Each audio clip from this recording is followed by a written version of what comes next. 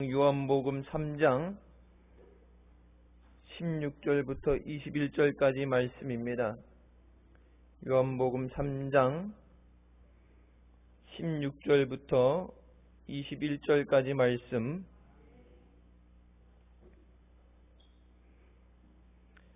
찾으시면 같이 봉독하시겠습니다. 하나님이 세상을 이처럼 사랑하사 독생자를 주셨으니 이는 저를 믿는 자마다 멸망치 않고 영생을 얻게 하려 하심이니라. 하나님이 그 아들을 세상에 보내신 것은 세상을 심판하려 하심이 아니요 저로 말미암아 세상이 구원을 받게 하려 하심이라. 저를 믿는 자는 심판을 받지 아니하는 것이요 믿지 아니하는 자는 하나님의 독생자의 이름을 믿지 아니하므로 벌써 심판을 받은 것이니라.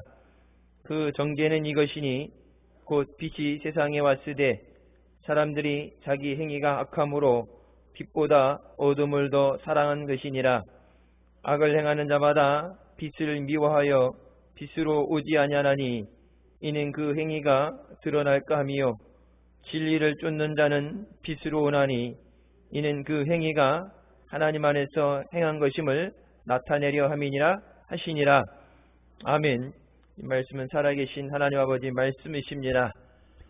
감사절은 하나님께서 우리에게 주신 것으로 감사를 드림으로 하나님께 영광을 돌리고 하나님을 기쁘시게 하고 우리에게 허락하시는 풍성한 은혜를 누리며 승리하는 복된 날인 줄 믿습니다.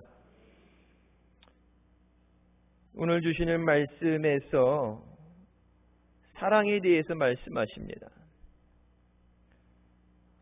첫 번째, 사랑과 감사는 그것이 표현되어야 된다. 물론 사랑하지 않는 사람에게도 어떤 의도를 가지고 가까이 지내고 선물을 줄 수도 있습니다.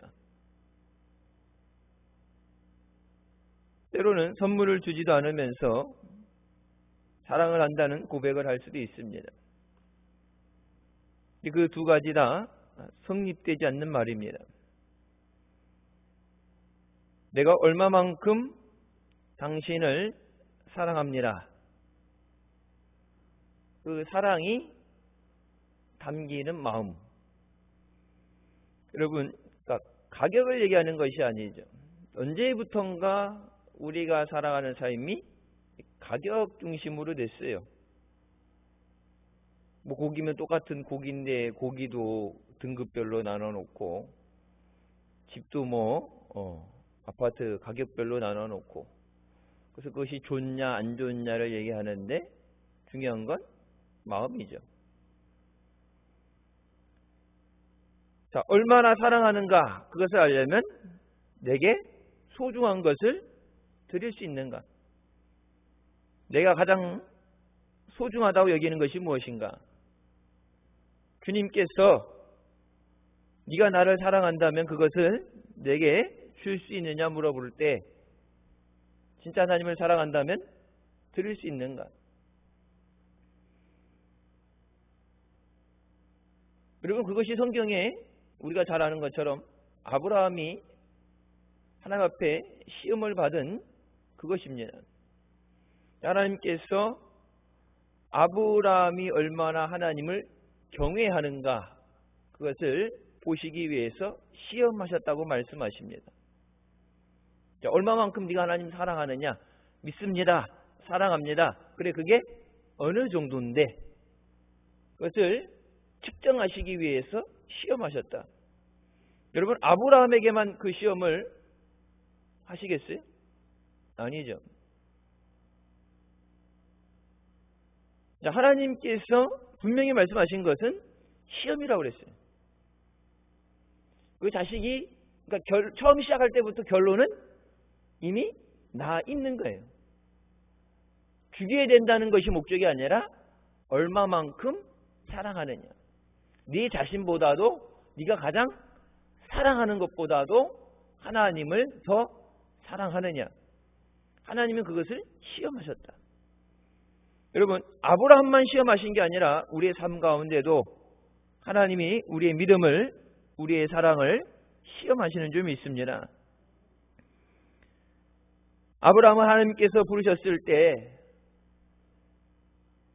그래서 시험이라고 말씀 안 하셨으니까 그것이 하나님 뜻인 줄 알고 순종하게 됩니다.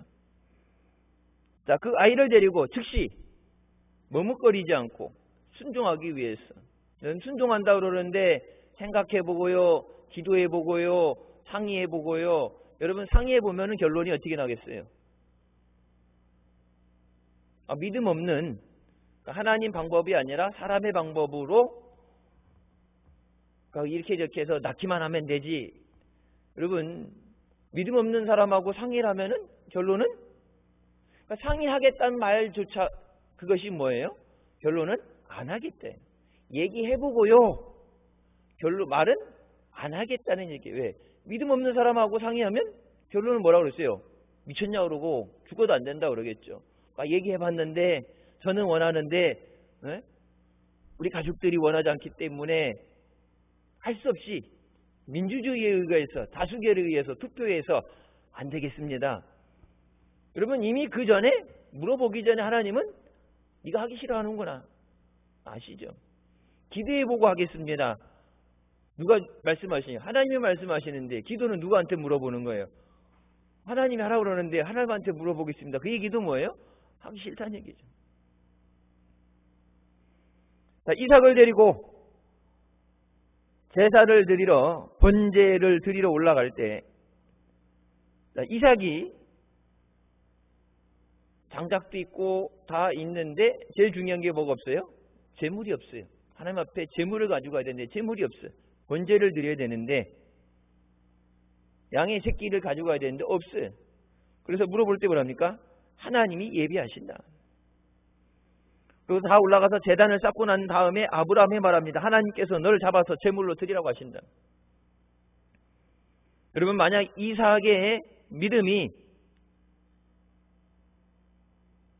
좋지 않았다면 그 자리에서 도망쳐 버렸습니다. 안 도망갔겠어요?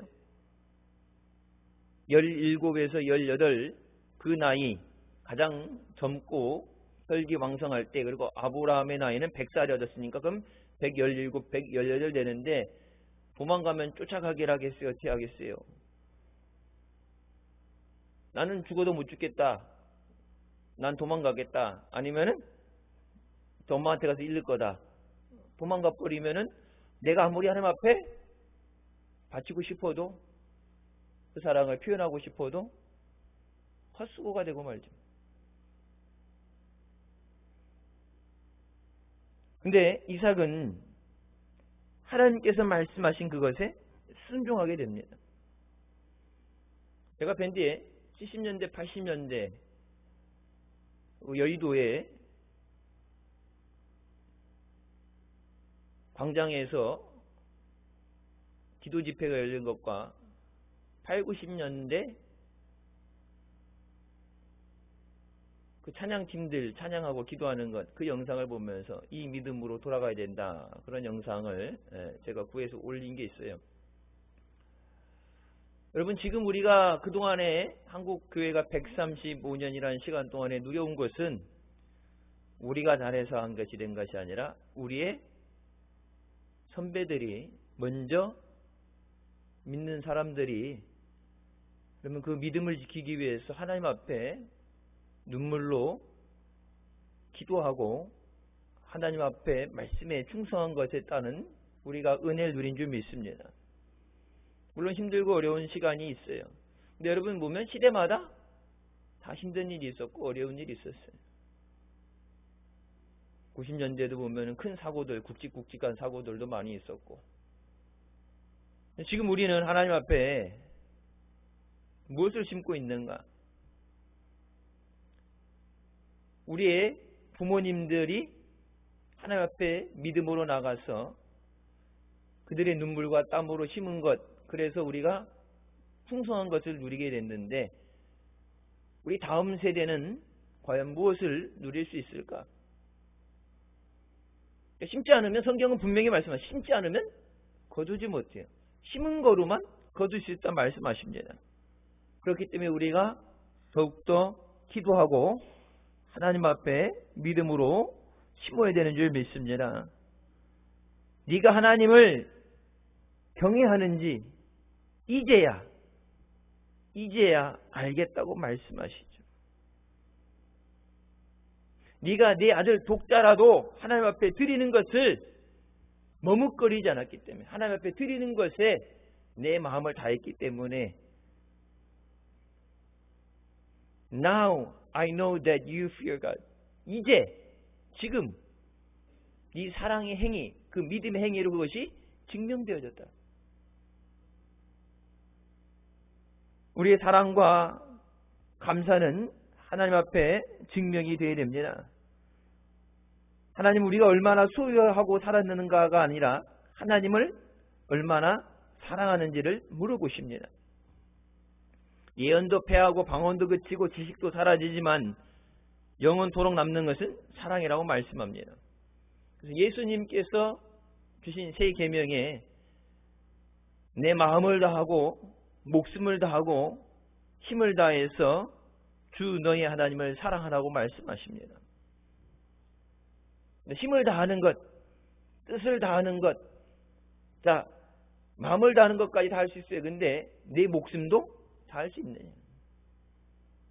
여러분, 그 목숨이 누가 주신 목숨이에요? 주님이 주신 생명이에요. 제가 차례 때 그런 말씀 드렸죠. 하나님께서 소유권을 주장하시면 우리는 아무 말 할 수 없어요. 여러분, 흔히 이렇게 땅에 있는 거 보게 되면 저거 내 거야 하고 그래도 여러분 등기 떼보면 누구 거라고 법적으로 딱 등기 나오죠. 그래서 내 거라고 그러고 내 마음대로 쓰려고 그러는데 법적으로 등기는 하나님 거라고 되어 있어요. 내 삶도 내 시간도 모든 것 내 거라고 생각하지만 그 모든 것은 하나님 거라고 말씀하십니다. 여러분, 11조도 뭐예요? 하나님이 주신 것에서, 그러니까 내가 아니라 하나님이 주셨음을 믿음으로 고백하면서, 자가 내가 너에게 준 거에 대해서 10분의 1을 내라. 그래서 하나님이 주신 것에 고백이 될 때 11조가 나가는 거예요. 그러니까 11조는 돈의 문제가 아니라 믿음의 문제예요. 자, 감사도 똑같습니다. 이 지구촌에서 지금 안 힘든 사람 없어요. 다 힘들어요. 자, 그 어렵고 힘든 가운데 감사한다. 또 우리가 말로만이 아니라 진짜 범사에 감사하는 것이 우리의 삶에 그것이 되어지는가. 자, 하나님이 우리를 사랑한다고 말씀하십니다. 근데 그 사랑에 대해서 하나님도 분명히 뭐예요? 그 사랑을 확증하셨다고 말씀하시죠. 그냥 말로만 사랑이 아니라 내가 너 사랑해. 그 사랑이 아니라 하나님 그 사랑을 확증하셨다고 말씀하시죠. 하나님이 세상을 이처럼 사랑하사. 근데 그 이처럼 이와 같이 사랑하셨다. 이만큼 사랑하셨다. 그 이만큼이 뭐예요? 하나뿐인 아들을 주시기까지. 하나뿐인 아들을 십자가에 죽이기까지 내가 너를 사랑한다. 그리고 십자가로 인해서 그것을 확증하신다. 봐라, 십자가가 그 증거다. 난 말로만 사랑하는 게 아니라 너를 살리기 위해서 내 아들의 생명을 주었다. 여러분, 십자가 멋있으라 걸어놓는 거 아니에요. 하나님이 나에게 말로만이 아니라 내가 너를 이만큼 사랑한다. 예수 그리스도를 사랑하는 것만큼 우리를 사랑한다 말씀하시면서 요한일서 4장 9절부터 말씀에 하나님의 사랑이 우리에게 이렇게 나타난 바 되었으니 하나님의 자기의 독생자를 세상에 보내심은 그로 말미암아 우리를 살리려 하심이라. 사랑은 여기 있으니 우리가 하나님을 사랑한 것이 아니요 하나님이 우리를 사랑하사 우리의 죄를 속하기 위하여 화목제물로 그 아들을 보내셨습니다. 하나님이 우리를 사랑해 주셨다. 우리가 하나님을 사랑한 것이 아니라 하나님이 나를 사랑해 주셨어. 여러분, 예수 믿고 이 자리에 나와서 예배 드릴 수 있다는 건 하나님이 나를 사랑해 주셨어. 하나님이 나를 불러주셨어. 세상에서 가장 값비싼 것이 뭐예요? 세상에서 가장 중요한 것, 소중한 것이 뭐예요? 마스크를 쓰고 있으니까 안 들린다고 생각을 하고, 여러분 뭐 물어보나 마나 할 것 없이 가장 중요한 건 생명입니다. 살아있음으로 모든 것이 의미가 있는 거예요. 죽으면, 옛날부터 어른들 얘기하죠. 죽으면 다 소용없다. 죽은 다음에 뭐 황금이 몇 짝이 있든지, 죽은 다음에 뭐 진수성찬 차려진 거. 그래서 뭐 죽고 난 다음에 하지 말고, 효도도 살아 계실 때 하는 거고, 살아 있을 때, 죽은 다음에 의미가 없는 거예요. 생명보다 더 귀한 것은 없어요. 근데 하나님은 우리에게 그 생명을 주셨습니다. 무엇과도 바꿀 수 없는 생명, 내 생명, 우리 인간의 생명, 한 사람의 생명, 그것과 비교할 수 없는, 감히 바꿀 수 없는, 바꿔달라고 감히 얘기조차 할 수 없는, 예수님이 삼위일체 되시며 하나님 되시며 하나님의 아들 되시는 그 예수 그리스도의 생명을 우리는 구할 수 없어요. 감히 달라고 말도 못 꺼내요. 근데 하나님께서 우리를 사랑하시고 우리에게 생명을 허락해 주신 줄 믿습니다. 그러면서 로마서 8장 31절부터 말씀에, 만일 하나님이 우리를 위하시면 누가 우리를 대적하리요? 자기 아들을 아끼지 아니하시고 우리 모든 사람을 위하여 내주신 이가 어찌 그 아들과 함께 모든 것을 우리에게 주시지 아니하겠느냐. 아들의 생명만 주신 것이 아니라 그 아들과 함께 모든 것을 우리에게 주신다. 살아있어야 의미가 있죠. 그러니까 살아있으니까 밥도 먹는 거고, 살아있으니까 일도 하는 거예요. 여러분, 살아있으니까, 건강하니까 예배도 드리러 나오는 거예요. 살아있으니까 기도도 하는 거고, 숨을 쉴 수 있으니까 찬양도 하죠. 자, 우선 생명을 주고 나서 생명만 덩그런 게 살려놓고 네가 알아서가 아니라 모든 것을 예수 그리스도를 통해서 우리에게 주신다. 여러분, 그것이 우리가 범사에 감사해야 되는 이유인 줄 믿으시기 바랍니다. 모든 것을 그 예수 그리스도의 생명과 함께 우리에게 허락해 주신다. 그러면서 성경은 하나님께 나올 때 빈손으로 나오지 말라고 말씀하십니다. 다시 안에 말씀드렸던 것처럼 반드시 지켜야 되는 세 가지 절기, 그 세 가지 절기는 다 감사절이에요. 430년 종살이에서 구원받은 것, 6월절에 대해서 하나님의 구원하심에 대한 감사, 광야에서 그들을 출애굽해서 나와서 인도하신 것에 대한 감사, 그리고 그들이 농사도 안 되고 목축도 힘든 가운데 굶을 수밖에 없는 상황 가운데서 하나님께서 저들을 입히시고 먹이신 것을 기억하면서 처음 얻어지게 된 열매로 감사하는 것, 하나님의 은혜입니다. 그리고 마지막에 하나님께서 모든 저주를 다 없애주시고 풍년과 좋은 수확을 하게 하신 것에 대해서 감사를 드리는 것. 그래서 감사로 시작해서 감사로 끝나는 거예요. 여러분, 그 감사가 언제까지 돼야 됩니까? 하나님 앞에 서는 그 순간까지. 감사는 뭐 몇 번 하고 말고 내가 필요한 거 있을 때 감사하는 게 아니라, 감사는 하나님 앞에 나아가는 그날까지 우리의 삶이 감사의 삶이 되어야 되는 줄 믿습니다. 하나님 앞에 나올 때 하나님께서 빈손으로 나오지 말라 말씀하시는데, 어떻게 보면 믿음 없는 사람은 시험 될 수도 있어요. 뭐 교회 가려고 그랬더니 믿음만 있으면 된다. 사모하는 마음으로 나와야 되는데 봉투 나눠주면서, 옛날에 몰라 우리 교회는 없겠죠. 근데 저도 그런 얘기 많이 들었어요. 그런 걸로 시험 많이 든다고. 절기 때 되면, 부활절도 그렇고 절기 때 되면 절기 헌금 봉투가 들어가죠.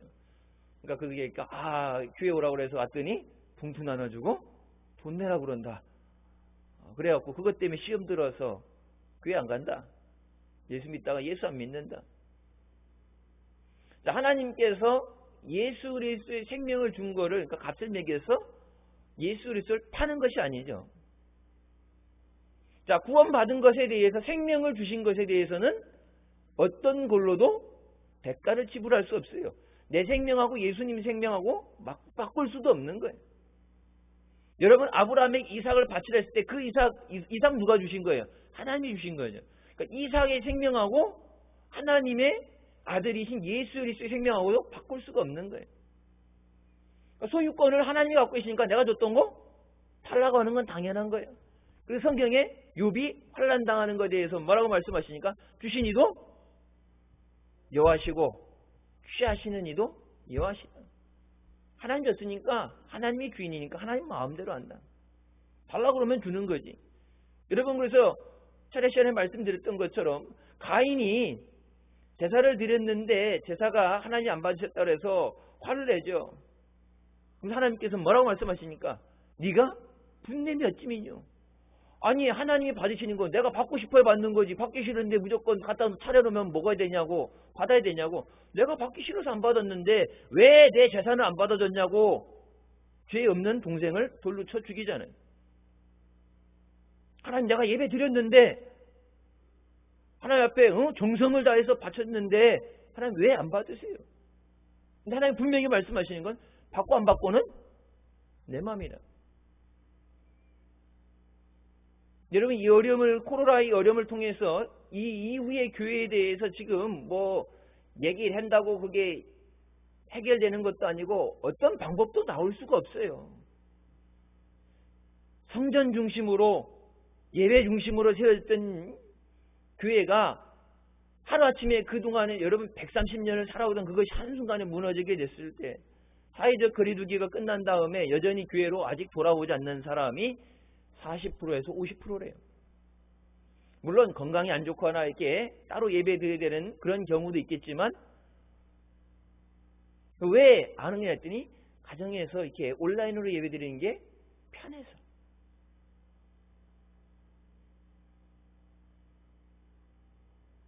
여러분, 편하고 싶고 그래도 그렇게라도 예배만 드리면 되지. 여러분, 그렇게 쉬운 거 편한 거 찾았으면 초대교회에서 여기까지 오지도 않았어요. 135년 전에 제물포에 복음을 든 선교사가 들어온 이후에 여러분 선교 수십 년은 그만두고 몇 년 안 돼서 끝났어요. 허드슨 테일러가 중국에 갔을 때 더 이상 이 선교 헌금이 모금이 안 된다고 돌아오라고 그랬어요. 거기다 뼈를 묻어라. 네가 알아서 네 먹고 살 거 관리하라가 아니라 더 이상 선교 지원이 안 되니까 돌아오라. 근데 허드슨 테일러가 죽으면 죽으리라 그러고 내가 여기서 선교를 중단할 수 없습니다. 그때 하나님께서 돕는 자들을 보내주시고 선교가 활성화되게 하시고 내지 선교라는 그 중국에 지금 뭐 15억이니 13억이니 하는 그 중국의 어마어마한 숫자 가운데 통계에 안 나오는 지하교에 숨어있는 교인들의 숫자가 대략 1억 명 정도 된다고 하죠. 숨어져 있는 숫자가. 그러면 그 중국 선교의 미랄이 되게 하십니다. 선교 헌금 편안하게 쉽게 선교하는데 힘들다 어렵다고 중단되어지고 그만 포기하면은 여러분 중국이란 나라는 복음화되지 못했어요. 복음이 뿌려지지 못했어요. 그러니까 제일 중요한 거 하나님께서 우리에게 요구하실 때 하나님은 그것에 대해서 근거를 갖고 계십니다. 감사라는 게 뭐예요? 하나님이 주신 은혜에 대한 감사예요. 11조는 뭐예요? 하나님이 주신 것에 대한 감사예요. 하나님이 주지도 않고서 아무거나 내놔가 아니라 하나님은 분명하게 내가 네게 줬다. 그래서 받은 복을 세어보고 내게 주신 것을 헤아려 생각해서 수를 세서 마땅한 은혜에 감사해야 되는구나. 그렇게 나와라.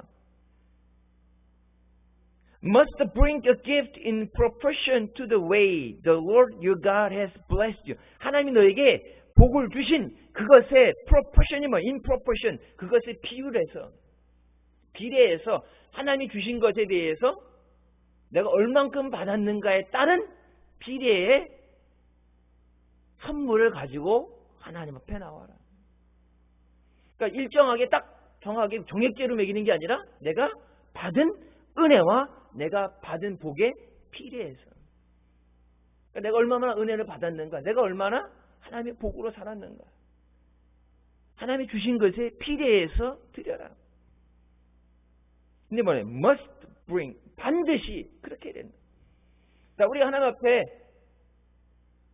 힘들죠. 지금 경험하지 못한 것은 진짜 뭐 숨쉬기도 힘든 상황인데, 여러분 옛날에 목사님께 그런 말씀하셨죠. 하나님께서 만약에 숨쉬는 거에 대해서, 산소에 대해서 돈 내고 숨쉬라고 그러면은 하루 숨쉬겠냐고 그렇게 얘기했는데, 여러분 실제적으로 산소까지는, 공기까지는 돈 내고 안 사도 여러분 밖에 나가서 생활하려면 마스크 사야 되잖아요. 아무리 공적 마스크라고 저기 해도 돈 내야 되잖아. 하나 갖고 올해 뭐 며칠을 쓴다고 그래도 옛날에 들어가지 않았을 때는 돈이, 지금 내 건강을 지키기 위해서, 숨쉬기 위해서 돈이 들어가잖아요. 여러분 병원에 가게 되면 산소 호흡기 갖다 대면 그것도 돈으로 들어가는 거죠. 미국에서 지금 수십만 명, 그래서 ICU, 중환자실의 환자를 자기네들이 받아들일 수 있는 비율의 90%까지 중환자실이 찼대요. 마스크 쓰고 안 쓰고 내 자유다. 내게 마스크 쓰라고 하지 마라. 금요일날 제가 말씀드렸죠. 미국 대학생들이 방학을 했는데 코로나 병 걸린 애를 데리고 와서 누가 얘한테서 빨리 전염되는가 거기 돈을 걸어서 상금을. 그래서 이 미친 남자 여자들이 뭐 뽀뽀를 하든 뭘 나한테 재채기 좀 해봐 뭘 하든 간에 먼저 전염병 걸린 애가 어마어마한 돈을, 상금이 걸려 있어요. 지 죽을 거 생각 안 하고. 다른 사람들은 병원에서 숨쉬는 게 힘들어서 힘든데, 그래서 병원이 포화 상태가 돼서 이제는 자, 다 위중한데 누가 먼저 중환자실, 누가 더 위험한가, 중환자실에 들어가는 것도 선택으로 골라 뽑아야 되는 상황이 온다. 보건국장이 한 얘기예요. 그러니까 병원, 일반 병원에 뭐 병실 많은 데가 아니라, 여러분 충대병원 가보세요. 병실 없어요. 꽉 차 있어요, 환자들. 중환자실 마구잡이로 만들 수 있는 숫자가 아니에요. 그렇다고 중국 애들처럼 그냥 막 체육관 같은데 그냥 칸막이만 해놓고 막 놓고, 여러분 그게 치료가 되겠어요? 자, 하나님이 우리에게 주신 것에 대해서 in proportion, 그것에 비례해서. 자, 하나님은, 주신 하나님은 아시고 받은 우리도 알죠. 다른 사람은 몰라요. 얼마나 은혜를 받았는가, 얼마나 복을 받았는가, 그건 받은 나와 주신 하나님이 아시니까. 근데 하나님께서 뭐예요? 내가 너에게 준 것에 비례해서 감사해라. 그래서 그 힘대로 드릴지라 그러죠. 여기 우리 성경에는 내 하나님 여호와께서 주신 복을 따라 그 힘대로 드릴지니라 이렇게 되는데, 그 힘대로가 아니라 주신 것에 비례해서 드릴래요. 비례해서. 그냥 정성입니다, 그냥 받아주세요 이렇게 하는 게 아니라 비례해서 드려라. 여러분 비례해서 드린다 그래도, 내가 갖고 있는 거 다 드려도 하나님이 주신 것에는 비례할 수 없어요. 최선을 다해서 먼저 감사하는 마음, 주님의 은혜입니다. 주님 없이 살 수 없습니다. 여러분 그 믿음의 고백이 우리에게 있어야 되는 줄 믿습니다. 그래서 하나님께서 우리에게 물어보시는 것이 뭐예요? 아브라함에게 물어보신 것처럼 너는 나를 얼마나 사랑하느냐. 자, 말로는 찬양할 때마다 사랑합니다 나의 하나님, 사랑합니다, 사랑한다는 고백을 하는데, 자, 얼마만큼 사랑하는데, 네가 사랑하는데 그 사랑을 위해서 어떤 대가를 치를 수 있느냐, 어떤 희생을 치를 수 있느냐. 여러분 창세기 29장 18절부터 말씀에 야곱이 라헬을 얻기 위해서 외삼촌에게 7년을 봉사하게 됩니다. 돈 안 받고, 임금을 안 받고 7년간 내가 일하겠습니다. 라헬을 주세요. 근데 이 외삼촌이 원래 뭐라고 그랬죠? 사기꾼입니다. 라반이 사기꾼 중에 사기꾼이에요.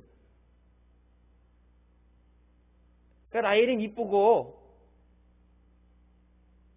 그리고 둘째고, 그러니까 뭐예요? 그 라헬을 주겠다 얘기하고서 결혼식 날 딱 들어갔더니 이쁜 라헬이 아니라 못생긴 언니가 들어와 있는 거예요. 그래서 아니 왜 내가 계약한 건 라헬인데 했더니 우리 지방은 첫째가 가지 않고서는 앞차가 피하지 않고서 뒤차가 못 간다 그러니까 앞차 데려가고 그래도 뒤차를 원한다면 7년 더 봉사해라. 이 성경은 뭐라고 말하냐? 나를 사랑하는 때문에 7년을 며칠 같이 여겼더라. 거기에 더하기 7년. 순식간에 그것이 지나가도록 내 사랑하는 사람을 얻기 위해서 그만큼 대가를 치를 준비가 됐다. 마태복음 22장 37절부터 말씀에 예수께서 이르시되 내 마음을 다하고 목숨을 다하고 뜻을 다하여 주 너의 하나님을 사랑하라. 여러분 목숨을 다해서 하나님을 사랑하라. 여러분 그 목숨을 다해서 하나님을 사랑하는 것이 뭐예요? 순교입니다. 선교 현장에 나가서 복음을 전하다가 순교하는 사람들 사명감 때문에 내가 맡겨진 일 때문에 직분 때문에 죽는 게 아니라 사랑 때문에 죽는 거예요. 왜? 목숨을 다해서 하나님을 사랑하라. 여러분 다른 사람들은 몰라도 대한민국에 있는 사람들은 진짜 수많은 선교사들 죽였어요. 이름도 적혀지지 않는 수많은 선교사들. 얼마나 우리 한국 사람들이 믿음 좋다고 그러는데 여러분 죄가 많으니까 죄가 많으면은 그러니까 회개할 것이 많고 죄진 게 많으니까 하나님 앞에 은혜도 많이 구하고 그랬는데 여러분 오죽하면 미국 감리교 선교국에서 가는 족족 다 죽여버리니까 선교 뭐 씨를 뿌리고 복음을 전하고 할 것도 없이 가는 즉시 다 죽여버리니까 한국으로는 선교사를 더 이상 파송하지 않는다고 그랬어요. 선교사를 안 보낸다니까 올 수가 없는 거. 근데 하나님께서 그들의 마음을 감동해서 내가 일본으로 가겠습니다. 중국으로 가겠습니다. 그래서 파송을 이렇게 갔다가 하루 거기 잠깐 머물고 며칠 있다가 다시 한국에 들어와서 복음을 전했으니까 우리가 믿죠. 진짜 들어오는 족족 죽였어요.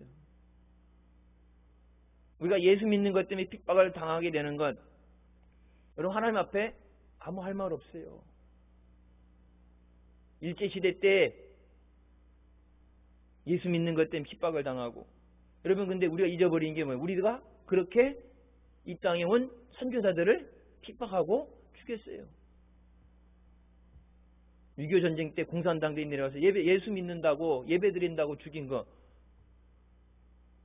하나님 어찌해서 우리가 이 고난을 당하니까 이 고난 가운데 전쟁 가운데 우리를 구원하여 주셨어서 여러분 그러면서 우리가 뭘 잊고 살아요? 우리가 135년 전에 왔을 때 그 수많은 선교사들을 우리가 어떻게 죽였는가? 하나님이 우리를 사랑하시는 것처럼 그들도 사랑하시는데 그들이 여기 왜 왔어요? 죄져서 온 게 아니라 하나님이 우리를 살리기 위해서 특별히 보내신 거예요. 하나님의 사랑하는 자녀들을 보내심을 받은 자들을 그렇게 죽였는데 아무 할 말이 없어요.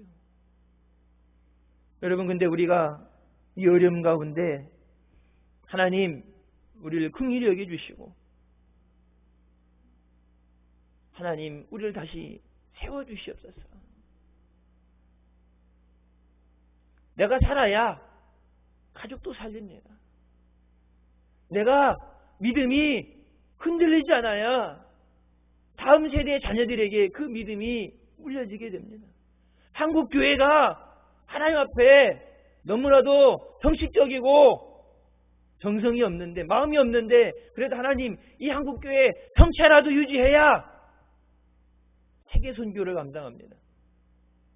미국도 이미 선교 현장에서 철수됐고 그나마 한국 선교사들 나가는데 여러분 뭐예요? 지금도 교회들마다 힘들고 어려우니까 뭐예요? 선교사들이 다 철수해요. 코로나 때문에도 그렇고 다 불러들이고 철수한다고. 하나님 그러니까 우리만이 아니라 저들을 생각해서라도 하나님의 선교가 중단되지 않도록 하나님 우리를 불쌍히 여겨 주시옵소서. 하나님은 앞으로 더 열심히 믿음으로 살겠습니다. 어려운 가운데 이렇게 어려운 가운데 무너지는 것이 아니라 하나님의 은혜를 깨닫고 그것이 하나님의 은혜임을 고백하며 감사하며 살겠습니다. 말로만 형식적으로가 아니라 진짜 주님을 내 목숨을 다해서 사랑하겠습니다. 눈에 보여지는 세상의 것에 유혹에 무너지지 않겠습니다. 세상 앞에 무릎 꿇지 않겠습니다. 주님만 사랑하겠습니다. 여러분, 그 결단이 서지 않으면 하나님이 우리에게 빚진 것도 아니고 우리를 먼저 사랑해 주시고 예수 그리스도를 주시고 지금까지도 은혜로 이 자리까지 인도해 주셨는데 하나님이 안 도와준다고 하나님 원망할 수도 없어요. 여러분, 지난 6개월 살아온 것이 주님의 은혜입니다. 내가 노력을 잘해서 내가 관리를 잘해서가 아니라 주님의 은혜예요. 여러분, 가끔 이렇게 보게 되면 아파트 한 동에 누구 나왔다 해서 아파트 한 전체가 격리되고 검사받아야 되는 것도 나오죠. 한 주간을 무사히 지내고 예배 드리러 나올 수 있는 것도 주님의 은혜입니다. 주님이 우리에게 그 은혜를 다시 허락해 주실 수 있도록 앞으로 남은 6개월 여러분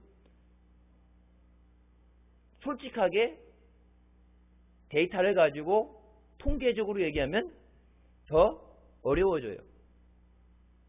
가지고 있는 거 쓰는 것도 한계가 있어요. 직장이 있고 뭐 일하는 것도 그렇고 여러분 지금 사회적 격리두기 뭐 거리두기 1단계 했는데 2단계로 올라가게 되면 전남, 광주는 이미 2단계로 올라갔어요. 어제 엊그저께 올라갔어요. 2단계가 되면요. 실내 50명, 실외 100명 이상 되는 행사를 할 수 없어요. 그러니까 교회도 예배 드리려면 이 안에 50명. 그러면 어떻게 돼요? 선지센터 우리 이제 건물이 그나마 여러 건물은 많으니까 저쪽 비전홀에 2층에서 집에서 예배 드린 것처럼 인터넷에 해갖고 TV 화면 해갖고 스크린으로 해서 저쪽에서 예배 드려야 돼요. 그렇게 되면 예배 드리는데 뭐 1층 찬양대실도 있고 예배 드릴 때는 흩어져서 예배 드릴 때 많이 있어요. 여러분, 그렇게 되면요. 웬만한 교회는 실내 50명 이상 모일 수 없다고 그러면 웬만한 교회는 예배 못 드려요. 2m 간격을 둬야 되니까. 지금 여러분 이 1m 간격 둔 거 여기서 먼저 처음 했던 2m 간격으로 되게 되면 여기 들어올 수 있는 인원이 정확하게 절반으로 줄어요. 예배 드리는 게 제한된다고. 고위험시설로 분리되기 때문에 여러분 노약자부터 뭐 이런 거 저런 거 누구는 올 수 없다 저게 다 까다롭게 따지는 게 많아요. 여러분 고위험시설로 되게 되면 전부 핸드폰 다 배워서라도 핸드폰에 QR코드 받아갖고 저기서 입구에서 찍고 들어와야 돼요. 예배 드린다는 것이 여러분 주일 낮예배 주일 저녁예배 드리는 게 예배 드릴 수 있는 것이 은혜임이 우리가 깨닫지 못하고 예배 드리는데 열심히지 못하다가 예배 드리지 못하는 상황이 돼서 그것이 은혜였구나. 당연한 건 없어요. 당연한 건 없어요. 여러분 그동안 우리가 누린 것은 우리가 열심히 노력한 것도 있겠지만 여러분 상당수는 이미 뿌려졌던 것의 열매입니다. 힘들고 어렵지만 우리가 하나님 앞에 믿음으로 나와야 이 어려움 가운데도 우리가 건짐을 받고 또 이 어려움을 이겨내고 우리가 믿음으로 승리하게 되는 줄 믿습니다. 네가 나를 사랑하느냐? 예수님은 베드로에게도 물으셨어요. 네가 나를 사랑하느냐? 사랑합니다. 그러니까 뭐요? 내 양을 쳐라. 사랑합니다. 십자가의 그 순교의 자리까지. 우리 믿음이가 물어보더라고요. 아빠, 왜 베드로는 십자가에 거꾸로 매달렸어요? 감히 내가 어떻게 주님과 같이 십자가에 매달리겠느냐? 거꾸로 매달려. 주님이 달렸던 그 십자가에 내가 어떻게 주님과 같이 못 박히겠느냐? 여러분 바울, 네가 나를 사랑한다면 저 로마의 순교의 자리까지 갈 수 있느냐? 여러분 주님이 우리에게 물어보실 때 네가 나를 사랑하느냐? 여러분 사랑하는데 뭔들 못 주겠어요. 여러분 자식들 사랑해요 안 사랑해요? 다리 밑에서 주워 왔어요? 왜 반응이 이게 뚱해? 누구 목사를 사랑하냐 물어본 것도 아니고 자기 자식들 사랑하냐 물어보는데 자기 자식 남의 자식도 아니고 자기 자식인데 왜 이렇게 반응이 옛날에 그래서 어른들 마음에 안 들고 자식들 속삭이면 뭐라 했어요? 저 새끼 다리 밑에서 들어왔다고. 여러분 자식들 위해서 누가 시켜서 먹을 거 챙겨줘라, 아프지 않게 잘 돌봐줘라, 이런 거 저 챙겨줘라, 누가 시켜서 여러분 자식들 그렇게 돌보고 사랑해요? 아니죠. 때로는 부모가 자기 자신보다도 내가 힘들고 어려워도 자식에게 다 쏟아붓잖아요. 특히 한국 부모들은 자기 자식 위해서 모든 걸 쏟아부어요. 자식 때문에 이사도 가고 자식 때문에 힘들게 살고 공부 뒷바라지 않느냐고 사는 것 때문에 일평생 자식 때문에 살아가는데 마지막 주님 앞에 왔을 때 너 네 자식 그렇게 끔찍이 여기면서 네 자식 위해 살았는데 평생을 너 나 사랑한다 그러면서 날 위해 한 게 뭐냐. 여러분 다른 세상 사람들은 몰라도 한국 사람들은 이거 진짜 주님이 물어보시면 대답하기 애매할걸요. 미국 사람들은 만 18세까지 되면은 성인 됐으니까 네가 알아서 살아라 그래요. 뭐 내가 너 대학까지 보내주고 집 한 칸 마련해주고 결혼할 때 뭐 이렇게 해줄 테니까 나중에 나이 들면 내 노후를 책임져라. 그런 거 없어요. 미국 사람들은. 네 인생 네가 살고 내 인생 내가 살고 내가 집을 팔아서 차를 타고 여행을 하든 요양병원에 들어가든 실버타운에 가든 내가 알아서 할 테니까 18세까지 미성년자 그때까지 키워줄 테니까 이제 네 인생 네가 살라고 내보내요. 노숙자로 살아도 나가라고 내보내. 근데 한국 사람들은 자식들을 위해서 다 쏟아붓잖아요. 심지어는 노후에 대책이 안 돼서 은퇴한 다음에도 일할 수밖에 없도록 모든 걸 쏟아부어서 자식들을 위해서 투자하는데 하나님께서 내가 내게 준 은혜, 내가 너에게 베풀어 준 사랑, 자 그것에 대해서 in proportion to 내가 내게 준 것에 비례해서 하나님은 안 준 것에 대해서 내놓으라는 하나님이 아니에요. 지금 강도죠. 하나님 분명히 내가 내게 준 것에 근거해서 하나님 앞에 감사해라. 여러분 내 생명까지 드려도 부족한 줄 믿습니다. 내 생명을 달라고 그러셔도 드릴 수밖에 없어요. 내 시간, 내게 준 재능, 그 재능도 하나님이 주신 거예요. 지금 누리고 있는 거 다 하나님이 주신 거예요. 근데 그것을 하나님께서 주시고서 통째로 내놔라가 아니라 그것에 비례해서 네가 하나님을 얼마나 사랑하느냐. 말로만 하지 말고 네가 다른 사람 어떻게 살아가는지, 네가 네 자식 어떻게 살아가는지, 네가 세상을 어떻게 살아가는지 하나님 뻔히 다 아시고 보는데 네가 하나님 얼마나 사랑하느냐. 나는 하나님이 얘기하시죠. 나는 이만큼 사랑한다. 십자가 내가 이만큼 사랑한다. 넌 나를 얼만큼 사랑하느냐. 여러분 성경에 예수님께서 십자가 달리시기 전에 바리새인의 집에 초대를 받아서 가셨을 때 한 여인이 와서 옥합을 깨뜨리고 눈물로 예수님의 발을 적시고 자기의 머리카락으로 예수님의 발을 닦았습니다. 그때 가룟 유다는 이 장면을 보면서 이게 무슨 낭비냐. 그것을 갖다가 팔아서 가난한 사람들에게 주는 것이 훨씬 더 좋은 것이다. 그때 예수님 뭐라고 말씀하세요? 가만 냅둬라. 너희는 나를 초대하고서 손님인데 발 닦을 물도 주지 않았다. 여러분 그 당시에 사막에 사람들이 맨발로 그 모래 위를 다니기 때문에 손님이 초대하게 됐을 때 손님이 오게 되면 제일 먼저 손님에게 대해서 주인이 행해야 되는 그 사람들 사이에서의 풍습과 예의는 먼저 손과 발을 닦을 물을 주는 거예요. 먹는 거 주기보다 왜? 손을 깨끗이 씻어야 먹으니까 손과 발 닦을 물을 내줘야 된다고. 근데 예수님이 오셨는데도 너는 발 닦을 물도 안 갖다 줬어. 이 여인이 예수님의 장례를 준비하는 것, 죽으심을 준비하는 것. 그래서 천하의 복음이 증거되는 것에 이 여인이 한 것이 증거되리라. 여러분 보세요. 예수님께 드리는 것과 그 옥합을 깨뜨려서 여러분 이렇게 몇시씩 이렇게 따라가지고 컵에 따라가지고 이렇게 붓는 게 아니라 깨뜨렸다는 게 뭐예요? 그냥 한 번에 다 드리는 거예요. 아끼지 않고. 예수님께 드린 것과 가난한 사람들에게 주는 것, 여러분 그것이 과연 비교될 만한 거예요? 여러분 자식 사랑하는 거랑 길가에 지나가는 아무 누구도 모르는 사람하고 사랑하는 거랑 여러분 그 사랑 자체가 비교한다는 게 비교가 안 되죠. 여러분 가룟 유다는 예수님 따라다니면서 뭐예요? 주님을 사랑하지 않았어요. 이 여인은 자기의 죄를 사함받은 것, 받은 은혜가 감사해서 자기의 전 재산을 그것을 깨뜨려서 주님 앞에 눈물로 발을 닦으면서 주님 감사합니다. 근데 여러분 그것을 저게 돈이 얼마인데 얼마나 많은 사람을 수많은 사람들 많은 사람을 도와주는 것 여러분 힘든 가난하고 힘든 사람들 도와줘야 되는데 여러분 그것과 주님에게 하는 것을 비교할 수 있어요. 제가 말씀드리죠.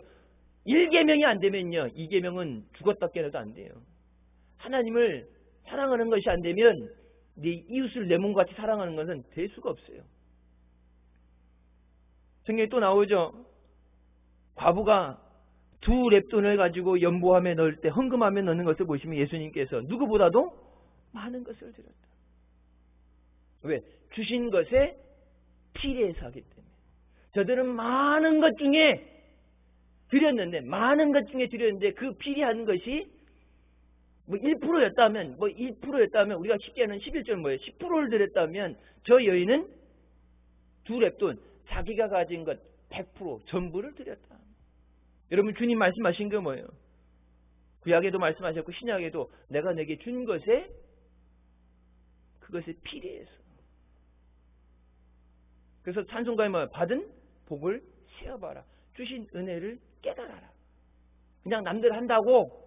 그러니까 여러분 감사헌금 할 때 돈에 대해서 얘기하는 게 어떤 사람은 진짜 힘들고 어렵기 때문에 그것이 100원이 될 수도 있고 1000원이 될 수 있어요. 근데 어떤 사람은 하나님이 주신 것에 비례하면 더 드릴 수 있어요. 그러니까 이것이 헌금을 얼마 해라 평균치를 잡아주는 게 아니라 여러분 믿음은 뭐예요? 분량대로예요. 뭐라? 믿음은 분량대로예요. 안 준 것에 대해서 내놓으라가 아니라 내가 내게 준 것에 대해서. 네가 진짜 그것이 하나님의 은혜라고 깨닫고 감사한다면 우리 말에는 힘써서라고 그러는데 그 힘쓴다는 것이 그냥 조금 힘쓰는 게 아니라 주님 앞에 그것이 필요해서 감사합니다. 여러분 우리의 생명을 달라고 해도 드릴 수밖에 없는 것이 하나님의 은혜입니다. 하나님 은혜에 감사합니다. 어려운 가운데도 지켜주심을 감사합니다. 감사함으로 사랑으로 영광 돌리는 감사들이 되기를 주님의 이름으로 축원합니다. 기도하시겠습니다. 사랑의 주님 은혜 감사드립니다. 죽을 수밖에 없는 죄인을 죄 가운데 구원하여 주시고 하나님의 은혜로 이 자리까지 인도하여 주심을 감사합니다. 믿음 주셔서 온전히 주일 성수하며 저녁 예배로 영광 돌리게 하시니 감사합니다.